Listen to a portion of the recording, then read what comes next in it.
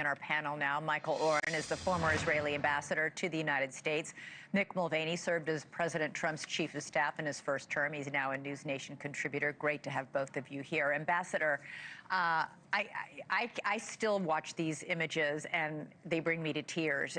It was an extraordinary thing today, what happened in Israel. These reunions were so moving. You said there's an unwritten covenant that Israel will do everything in its power to free soldiers or civilians captured in battle, and today it finally happened.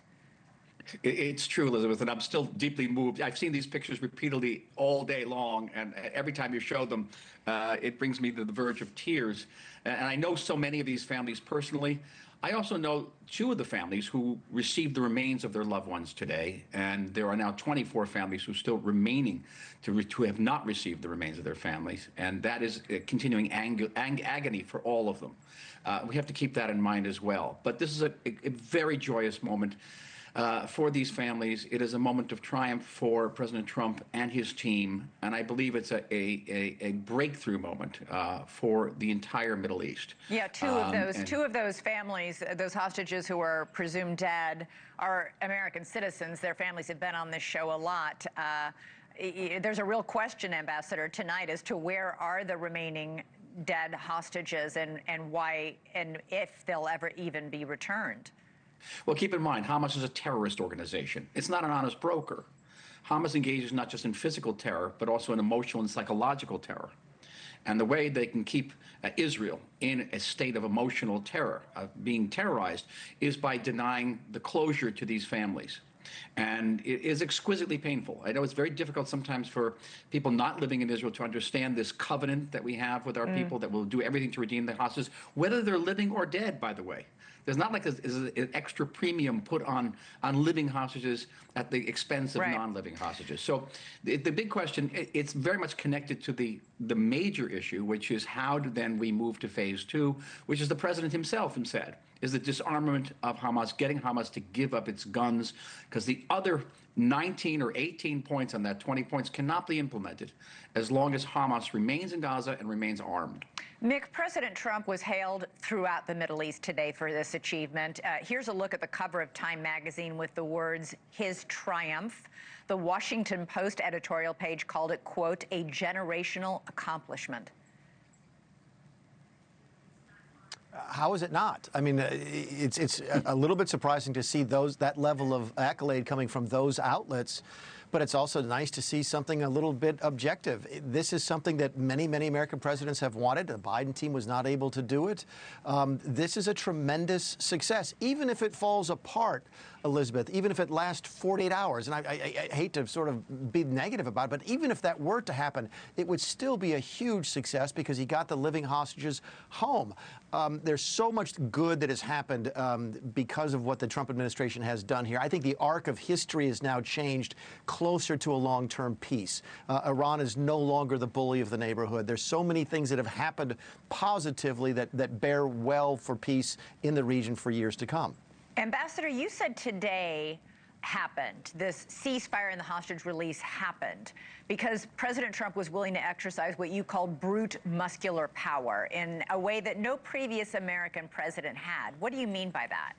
Well, on the contrary, previous presidents have said they're not going to use power, brute or otherwise, in the Middle East.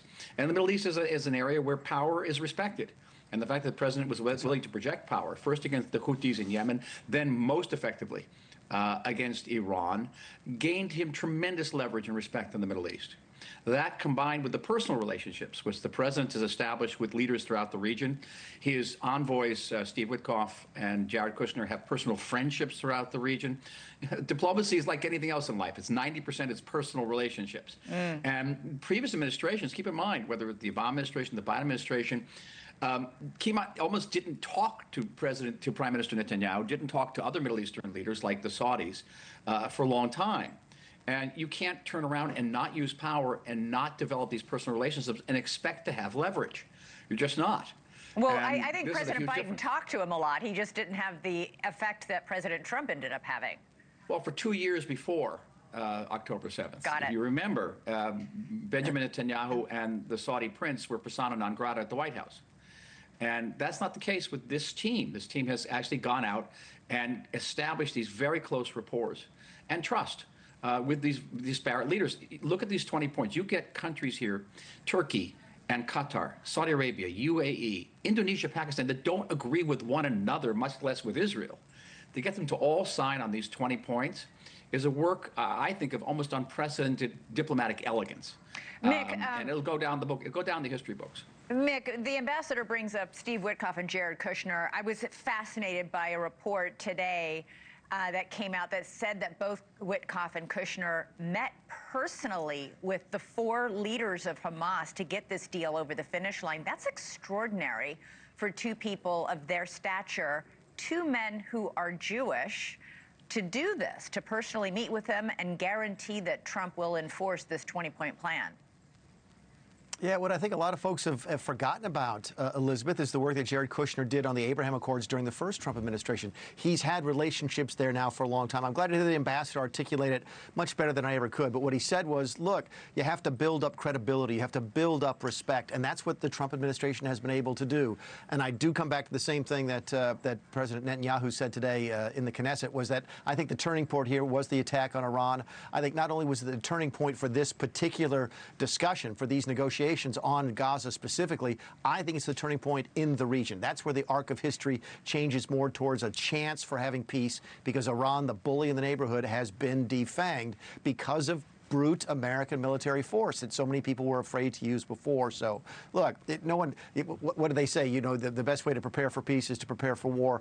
And Donald Trump actually was able to accomplish something that that many previous presidents were unwilling to do. And I think we'll pay the benefits of it now for a long time to come. All right, so Ambassador, you've alluded to this already. What does happen next? The ceasefire still holds as of this hour, but Hamas is still in Gaza. So far, Hamas has not given up any weapons, and it still has access to 2/3 of its network of tunnels. We're talking hundreds of miles of tunnels underground. As you yourself said, giving up arms and surrendering goes against the DNA of Hamas. How do you force them to do this? Well, I don't think there's a major Israeli military option at this point. The Israeli army has pulled back from 47% of the Gaza Strip. The population of Gaza, of northern Gaza, has basically streamed back to their homes. So that's now you have that human shield in place for Hamas.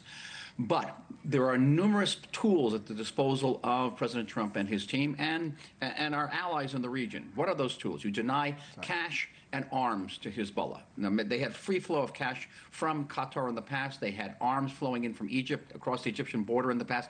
That's going to stop. Most importantly, Hamas cannot get its hands on humanitarian aid. In the past, Hamas would steal up to 60% of all the humanitarian aid. They'd feed their own terrorists. Then they would sell that aid back to Palestinians at an exorbitant price, and that would enrich Hamas. We've got to cut that off, too. So we basically have to cut off all of their oxygen and empower other elements in Gaza, because there are clans, there are militias in Gaza that hate Hamas, that hold Hamas responsible for the deaths of these thousands of Palestinians, for the unspeakable destruction that has gone on there. They hold Hamas responsible, and they're going to, there's going to be a comeuppance for them. I tell you honestly, and I'm not being too pedestrian here, I hope, but if I were a Hamas terrorist, I wouldn't walk around with open air with a gun right now. Why? Because people are going to go gunning for them. And even though Israel may not have even though as recently as a couple of days ago, Hamas was, when there was word this deal was going to be made, there were reports that Hamas was going out and finding Palestinians they viewed as being too sympathetic to Israel or anti-Hamas and killing them. And they in turn have been killed. It's been not as been widely reported. But even though I want to say that even though Israel doesn't have an option for a renewal of major military operations, that doesn't mean Israel can not engage in pinpoint surgical operations. And they can target individual Hamas terrorists and individual Hamas leaders.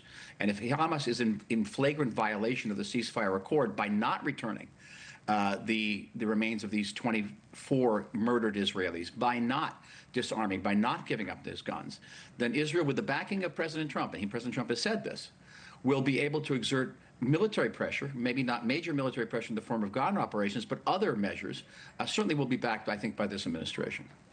From Israel, President Trump then flew to Egypt to, of course, celebrate and sign this agreement, which we haven't actually seen yet, the text of what he signed with the world leaders and Arab leaders. President Trump repeatedly, Mick, referred to in his remarks the enormous wealth of the Arab countries that helped pressure Hamas into taking this deal.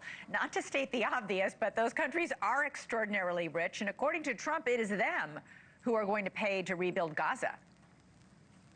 Yeah, what I think he was doing today, both in Israel and then again in Egypt, was getting the other countries invested in the deal. To the ambassador's point, how do you beat Hamas? You choke them off. You choke off all their friends. The Iranians are no longer capable of doing what they were a year ago. The Qataris seem to be not interested in doing it anymore. They seem to be a lot more interested in being friends with the United States. Trump is building this coalition of people to sort of say, look, we want you on the side of peace. And if heaven forbid Hamas breaks the deal, then Trump can go to all of these folks and say, look, you're invested in this deal. Why don't you help us solve this problem? So I think it's classic diplomacy. It's genius, and I hope that it works. Yeah, I think the world hopes that it works. Everybody's got a vested interest in peace holding. Ambassador Michael Oren, Mick Mulvaney, thank you so much. Really appreciate it. Bye-bye. All right. Thank you for watching. Subscribe below and download our NewsNation app right now on your phone, and you will get fact-based, unbiased news for all Americans.